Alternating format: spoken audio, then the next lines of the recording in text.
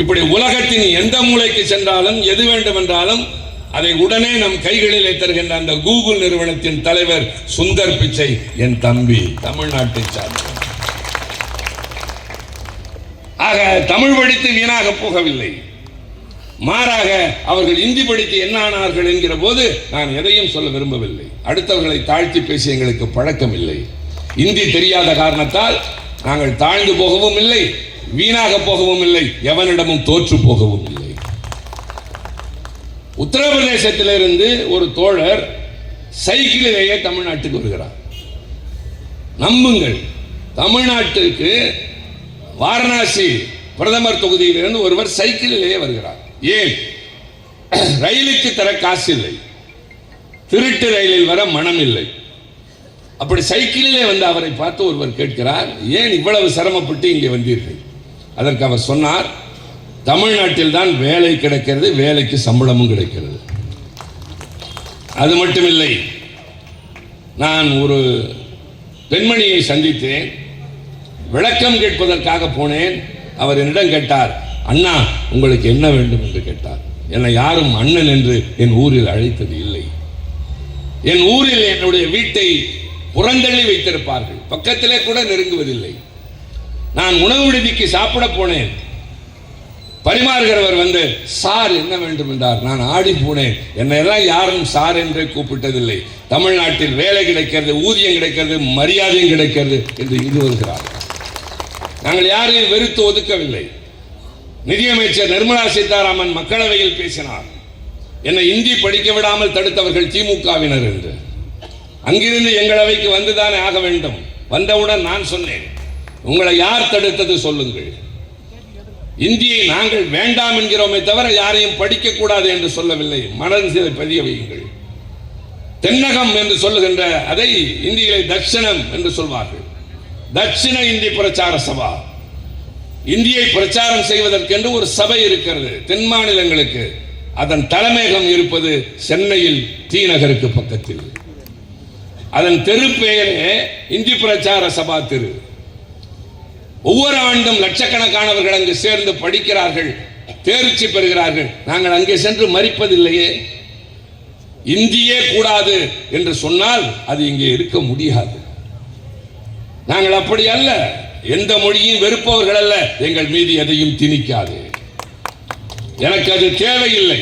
இன்றைக்கு நம்முடைய தமிழ்நாட்டின் முதலமைச்சர், நான் இவ்வளவு தூரம் பேசுகிறேனே, அவர் ஒரே காரியத்தில் ரூபாய் என்பதை ரூ என்று எழுதி முடித்து விட்டார். அதிர்ச்சி அடைந்து போகிறார்கள். அது ஒன்றும் புதுமை அல்ல. ரூபாய் என்பதை சுருக்கி எழுதுகிறோம், அவ்வளவுதான். உனக்கு என்ன வயிற்றெரிச்சல், நீங்களே அப்படி எழுதியதில்லையா என்று கேட்டதோடு அவர் நிற்கவில்லை. இவர்கள் சொல்லுகிற அந்த தேவநாகரி வடிவத்தை விட ஆங்கிலத்தில் எழுதுகிற போது RS என்றுதான் எழுதுகிறோம், யாராக இருந்தாலும் ருபீஸ் என்பதை. ஆக ஏதோ ஒரு, ஆனால் அவர் ஆரம்பித்து வைத்தார். இன்றைக்கு இந்தியா முழுவதும் அது பேசுபொருளாகிவிட்டது. ஏன் இதையெல்லாம் சொல்கிறேன் என்றால், தமிழ்நாடு அரசுக்கு பள்ளி கல்வித்துறைக்கு வர வேண்டிய 2500 கோடியை ஒன்றிய அரசு தர மறுக்கிறது. காரணம் கேட்டால், நீங்கள் புதிய கல்விக் கொள்கையை ஏற்றுக்கொள்ளவில்லை, அதனாலே தரமாட்டோம்.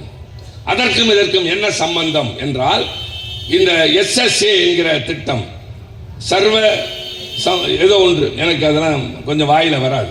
என்ன பாரு, சர்வ சிக்ஷா அபியான். நிஜமா எனக்கு இதெல்லாம் தெரியாது. SSA என்றுதான் சொல்ல முடியும். அந்த திட்டத்தை அதோடு சேர்த்திருக்கிறார்கள். நாங்கள் புதிய கல்விக் கொள்கையை ஏற்காததுக்கு பல காரணங்கள் இருக்கின்றன. ஒன்று, மும்மொழி கொள்கை அது வலியுறுத்துகிறது. இதை சொன்னவுடன், நீ இந்தியை கொண்டு வந்து திணிக்கிறாய் என்றவுடன் அண்ணாமலை சொல்கிறார், புரியாமல் பேசுகிறான் திமுக காரன். அவர் இப்படித்தான் பேசுவார். வார்த்தைகளில் நிறைய தடுமாற்றம். அவன் இவன் என்பது, முதலமைச்சரை பார்த்து வாய்க்கொழுப்பு என்றெல்லாம் பேசுவதை கேட்கிறோம், கேட்டுக்கொண்டிருக்கிறோம். கேட்டுக்கொண்டிருக்கிறோம் என்பதால் ஏற்றுக்கொண்டோம் என்பதல்ல, பொறுத்து கொண்டிருக்கிறோம். இல்லாவிட்டால் எழும்பூர் கோபியை விட்டால் பேச தெரியாதா? அன்புவாணனுக்கு பேச தெரியாதா? எங்களுடைய பழக்கம் அதுவல்ல. நாங்கள் அரசியல் கண்ணியமாக நடத்துகிறோம். அண்ணா அறிவாலயத்திலிருந்து வருவதால் ஒரு பொதுக்கூட்டம் நடத்துகிறோம் என்றால் எல்லோருக்கும் அழைப்பு கொடுத்து விளம்பரம் செய்து எல்லோரும் வாருங்கள் என்றுதான் அழைக்கிறோம். திமுக காரர்கள் மட்டும் வா என்று அழைக்கிறோம் இல்லை. வாருங்கள், மற்ற கட்சியினரும் வாருங்கள், நடுநிலையாளர்களே வாருங்கள், கட்சி சாராதவர்களே வாருங்கள், அரசியல் பிடிக்காதவர்களே வாருங்கள்.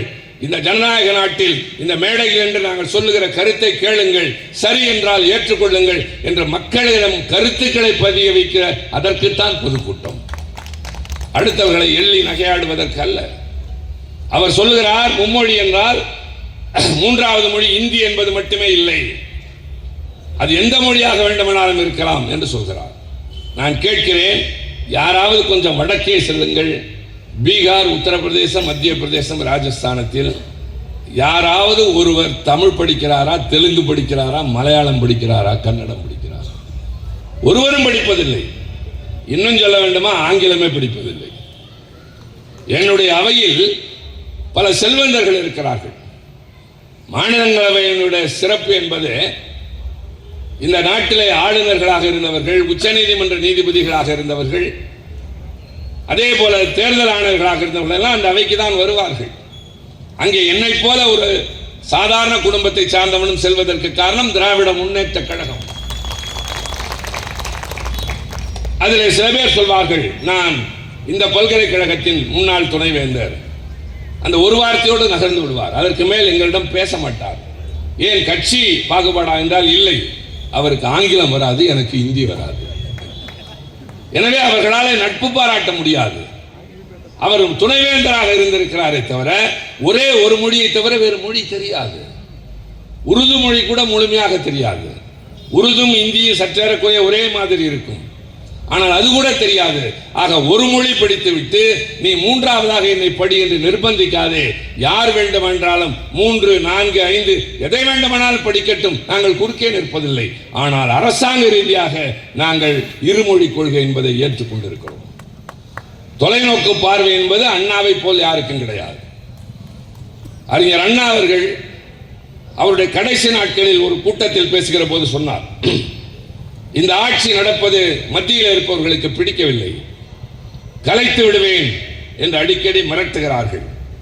முடியுமா உன்னால் என்று நான் சவால் விட தயாராக இல்லை. முடியும், அவர்களால் அதிகாரம் இருக்கிறது. அந்த அதிகாரத்தை கொண்டு இந்த ஆட்சியை கலைக்கலாம், கவிழ்க்கலாம், வேறு ஒருவரை கொண்டு வந்து உட்கார வைக்கலாம், வேறு யாராவது வெற்றி பெற்று வரலாம். ஆனால் யார் வந்தாலும் நான் கொண்டு வந்த 3 சட்டங்களில் கை வைக்கிற துணிச்சல் மட்டும் வராது. அந்நாள் வரை அண்ணாதுரை தான் தமிழ்நாட்டின் முதலமைச்சர். என்ன இந்த 3 சட்டங்கள்? சுயமரியாதை திருமணம், பெரியார் சொல்லி வைதிக முறை திருமணங்களுக்கு மாற்றாக திருமணத்தில் சொல்லப்படுகிற மந்திரங்கள் புரியாதவையாக இருக்கிற போது தாய்மொழியிலே ஊர் பெரியவர்களை அழைத்து வாழ்த்துறை சொல்லி நடத்த சொல்லுகிற முறை அது. அதை ஏற்றுக்கொண்டு பல பேர் திருமணம் செய்து கொள்கிறார்கள். அப்படி திருமணம் செய்து கொண்டு அது மெல்ல பரவலாகிற போது அப்படி செய்து கொண்டவர்களில் ஒரு தாய் தந்தையருக்கு பிறந்த பிள்ளைகளுக்கு சொத்து தகராறு வருகிறது. அவர்கள் நீதிமன்றம் போய் எங்கள் பெற்றோருடைய சொத்துக்களை பிரித்து கொடுங்கள் என்று கேட்கிறார்கள். வழக்கை விசாரித்த நீதிமன்றம் என்ன சொன்னது தெரியுமா? நீங்கள் யாருடைய பிள்ளைகள் என்று இங்கே வந்து பேசுகிறீர்களோ அவர்கள் இருவரும் உங்கள் பெற்றோரே இல்லை. இல்லை, நாங்கள் அவர்களுக்குத்தான் பிறந்தோம், இதோ பிறப்பு சான்றிதழ் இருக்கிறது. நீங்கள் அவர்களுக்கு பிறந்திருக்கலாம், அவர்கள் இருவரும் கணவன் மனைவி இல்லை. இல்லை, திருமணமாகிவிட்டது, இதோ பாருங்கள் புகைப்படம். நீங்கள் வைத்திருக்கிற புகைப்படம் செல்லாது. ஏன் தெரியுமா? இந்து திருமண சட்டப்படி ஒரு திருமணம் செல்லுபடியாக வேண்டும் என்றால் அக்கினி வளர்க்க வேண்டும், புரோகிதர் வர வேண்டும், மந்திரங்கள் ஓத வேண்டும், மணமக்கள் அதை 7 முறை வலம் வர வேண்டும், மாலை வாற்ற வேண்டும், மங்களநான் அணிவிக்க வேண்டும். இவ்வளவும் செய்தால்தான் அது ஏற்றுக்கொள்ளப்பட்ட சட்ட ரீதியான திருமணம். நீங்கள் யாரோ தலைவர் சொன்னார் என்பதற்காக செய்தால் சட்டம் அதை ஏற்காது. எனவே அது செல்லாத திருமணம். அவர்கள் சேர்ந்து வாழ்ந்த ஆணும் பெண்ணுமே தவிர கணவன் மனைவி அல்ல. எல்லா திருமணங்களும் செல்லாத திருமணங்கள் ஆயிற்று. சுயமரியாதை திருமணங்கள் மனதளவில் ஏற்றுக்கொண்டு சமுதாயத்தில் எல்லோரும் பின்பற்றுகிற போது சட்டம் சொன்னது எல்லாம் செல்லாத திருமணங்கள். நடந்தவை எல்லாம் செல்லாதவை. பெரியார் ஆடி போனார், உள்ளபடியே மனம் நொந்து போனார். எத்தனை கால உழைப்பு, எவ்வளவு பிரச்சாரம், அதில் மக்களின் மனமாற்றம் செய்வதற்கு அவர் எடுத்துக்கொண்ட முயற்சிகள், இத்தனையும் மீறி திடீரென்று ஒரு நாள் ஒரு சட்டத்தின் மூலமாக சொன்னால் என்ன செய்வது என்று. ஆனாலும் தொடர்ந்து அந்த திருமணங்கள் நடைபெறுகின்றன. இதற்கிடையில் அண்ணா முதலமைச்சர் ஆகிறார். திருச்சியிலே கம்யூனிஸ்ட் கட்சி தலைவர் ஜீவா அவர்களுடைய மகள் திருமணம் பெரியாருடைய தலைமையில் நடக்கிறது. அதில் முதலமைச்சராக அண்ணா பேச போகிற போது சொல்கிறார், பெரியார் என்பவர் ஒரு ஆசிரியரை போல, அவருக்கு பல மாணவர்கள் உண்டு, அதில் நானும் உண்டு, ஜீவாவும் உண்டு. அந்த மாணவர்களில் அந்த ஆசிரியருக்கு ஏதாவது பரிசு தர வேண்டும் எல்லோரும். நான் ஒரு மாணவனாக அவருக்கு ஒரு பரிசு தரப்போகிறேன். என்ன பரிசு தெரியுமா? சுயமரியாதை திருமணத்தை செல்லுபடியாக சட்டம் கொண்டு வரப் போகிறேன். உடனே பெரியார் எழுந்து நின்று உணர்ச்சி பொங்க பாதி நிகழ்ச்சியின் போது அவரை கையெழுத்து கும்பிட்டு, ஐயா ரொம்ப நன்றியா என்று கண்களிலே கண்ணீர் ததும்ப நன்றி சொன்னார். அண்ணா வந்தார். சட்டம் இயற்றுவதற்கு முன்னால் அது மசோதாவாக இருக்கும். மசோதா என்றால் சட்ட முன்வடிவு. அதை கொண்டு வந்து அவையின் முன்னால் வைத்து விவாதிப்பார்கள். திருத்தங்கள் இருந்தால் திருத்தங்கள் சேர்க்கப்படும், இல்லை என்றால் அப்படியே ஏற்றுக்கொள்ளப்படும். அதுதான் சட்டம், அதனுடைய சட்ட முன்வடிவு மசோதா. அண்ணா அதை சட்டப்பேரவையில் வைப்பதற்கு முன்னால் இன்றைய திராவிடர் கழகத்தின் தலைவர் ஆசிரியர் ஐயா வீரமணி அவரிடம் கொடுத்து, இதை போய் பெரியாரிடம் காட்டி வா என்று சொல்லியிருக்கிறார். பெரியார் அதை பார்த்துவிட்டு இதில் ஒரு சிறு திருத்தம் செய்யலாமா என்று இருக்கிறார். திருத்தத்தை சொல்லுங்கள், நான் அண்ணாவிடம் சொல்கிறேன். என்ன திருத்தம் என்று கேட்டிருக்கிறார்கள். அதில் என்ன சொல்லப்படுகிறது என்று சொன்னால், சுயமரியாதை திருமணத்தில் இந்த மந்திரங்கள் அதெல்லாம் தேவையே இல்லை. மணமக்கள் மாலை மாற்றிக்கொண்டு மங்களகானம் அணிவித்தாலே அது திருமணமாக ஏற்றுக்கொள்ளப்படும். இது எப்படி இருக்கிறது? கார்லண்டிங் அண்ட் டையிங் ஆஃப் தாலி, இது அதில் இருந்த வாசகம். பெரியார் என்ன செய்கிறார்? அந்த அண்டு என்பதை எடுத்துவிட்டு ஆர் என்று போடுகிறார். கார்லண்டிங் ஆர் டையிங் ஆஃப் த தாலி. மாலை மாற்றினாலே போதும் அல்லது தாலி கட்டினாலே போதும், இந்த ரெண்டையும் செய்ய வேண்டும் என்கிற அவசியம் இல்லை. இதை போய் அண்ணாவிடம் சொன்ன போது அவர் சொன்னார், அதற்கு தான் நான் பெரியாரிடம் அனுப்பினேன். சட்ட நிபுணர்களுக்கு தெரியாதெல்லாம் அவருக்கு தான் தெரிகிறது. அதை செய்துவிட்டு அண்ணா செய்த அடுத்த காரியம் என்ன தெரியுமா? பொதுவாக சிவில் சட்டங்கள், பகலவன் லாயர் தானே, சிவில் சட்டங்கள் ரெட்ராஸ்பெக்டிவ் எஃபெக்ட் என்பது வராது, பல சிக்கல்கள் வரும். ஆனால் அண்ணா சுயமரியாதை திருமணத்திற்கு முன்கூட்டியே நடைபெற்ற எல்லா திருமணங்களும் செல்லுபடியாகும். இனிமேல் நடைபெறுகிற இதற்கு முன்பு நடைபெற்ற திருமணம் எவ்வளவு புரட்சிகரமான முன்னேற்றம் பாருங்கள். ஒரு கட்சி ஆட்சிக்கு வருகிறது என்றால் மக்களுக்கு தேவையான உதவிகளை செய்வது, தங்கள் தேவைகளை அவர்கள் அடைகின்ற நிலை வருகிற வரை அதை அரசாங்கம் பார்த்துக் கொள்வது, அதுதானே. இப்போது பேருந்தில் போகிறார்களா இலவசமாக தருகிறோம் அல்ல. புதுமை பெண் திட்டம் 1000, தமிழ் புதல்வனுக்கு 1000, இதெல்லாம் இலவசம் அல்ல. நீ நல்ல நிலை அடைந்து உன் தேவையை நிறைவேற்றிக் கொள்கிற வரை இந்த அரசாங்கம் உன்னை பார்த்துக் கொள்ளும். அத்தோடு இல்லாமல் சமுதாயத்தின் ஏற்றத்தாழ்வுகளை அகற்றுவதற்கும் திட்டங்கள் திட்ட வேண்டும். அதுதான் சமூக நீதி என்ற அடிப்படையிலே உருவான நம்முடைய இயக்கத்தினுடைய அடிப்படை கோட்பாடு. அப்படி அண்ணா நிறைவேற்றிய அந்த சுயமரியாதை திருமணம் ஒன்று.